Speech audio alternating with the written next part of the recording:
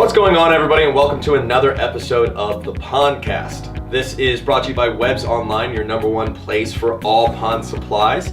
And we actually have a guest from Webs Online today. We are going to be speaking with Joe, the lead pond tech in the entire company. So this is the kind of guy you go to with literally any question you could possibly have. And before we get started, I want to invite you guys to actually email your questions to podcast@websonline. And I'm going to speak to Joe from time to time, and I'll bring up just a gamut of questions the next time I see him. You know, anything from what's wrong with my fish to what do you think would look good with X, Y, and Z. He's basically a wealth of knowledge. He's been working in the pond industry since he was a young man, and he's now answering every phone call and every question. So if you guys ever have any questions and you want to reach him personally, just give Webs Online a call right at the number on their actual store. Without further ado, let's get into our interview this week with Joe from Webs Online.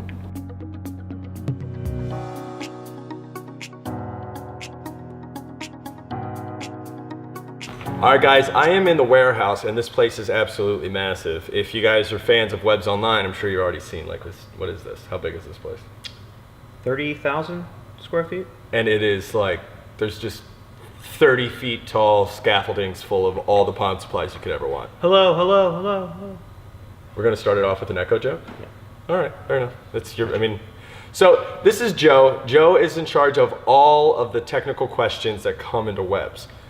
By far and large, the most knowledgeable person I know about ponds. Now, there's people who are like hyper-focused, like Carolyn Wise from Microblift probably knows more about the science of things, but absolutely. I bet you could stump her on general knowledge about ponds. I would like to think so. Knowing 40 different brands, a little bit about every single thing is a lot. Yeah, definitely. So we're just gonna start coming in here from time to time and just asking about general knowledge questions as you know we move through this podcast process. But I wanted to start off with something basic. What's like the number one question you get? Because you field calls from people all over the country all day long. The number one would probably be my pond's green, what can I do? That's pretty, yeah. And obviously the first question that we need to ask customer is type of filtration they have, number of fish. Time of year is a big thing because obviously big blooms, you're going to see those late summer, very, very early spring because of the lack of bacteria in the pond and abundance of sunlight in the later summer. So depending on the time of the year, it actually switches the answer? It does a little bit. All right, can you give me an example of one versus the other? So say early spring, things have been shut off pretty much all winter. Pumps are turned off, filtration's off, plants are dormant, bacteria's dormant. So right off the bat, a lot of customers are going to want to immediately start adding algicides, which is not a good thing. Excuse me, because algicides are going to kill that string algae, that green water, but the bacteria normally present in warmer temperatures is dormant. So you're just adding to the overall organic load in the bottom of the pond. Bacteria is not there to break it down, so it's going to kind of refuel itself. That sludge is a food source for more algae. So you're basically just running on treadmill at that point. So you're just literally pouring food into the problem. Exactly. So you want to establish bacteria counts first, and then if that doesn't clear it up, then you can start looking at algicides if need be. So like you're on a phone, and somebody calls. How do you get to the point where you realize like what's a trigger if they're like, oh, this happened, where you're like, yeah, you're gonna need to drain that pond.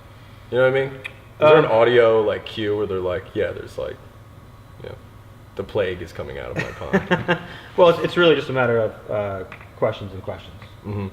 That's really the only way to get to the bottom of the customer's issue. Right? So the number one question is a general, my pond is green, and then you just start having a conversation. Yeah.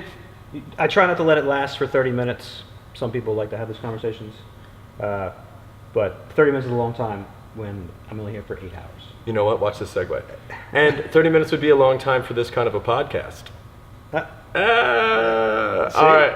So we're going to wrap it up. We'll come back to Joe in the next couple of weeks. If you guys have any specific questions or anything they want to tackle, can they just email those to you?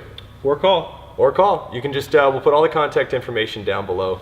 But we're going to make Joe a regular guest on the PONDCast. And if you guys have anything you'd like him to jump into, let us know. Otherwise, we're just going to start going right down the list of most common questions, trying to give you guys a little bit more of a sourceable answer here on the internet. Right. All right, take care. Enjoy your pond. Adios. All right, so that wraps up my initial interview with Joe. We are going to have him back from time to time, as he's just the most accessible source of information that I have to answer your questions. I know I mentioned in the beginning of the podcast, but email your questions to PONDCast@websonline so I can actually bring those back to Joe the next time he and I are in the same room together. And I want to thank him for his time and you for listening.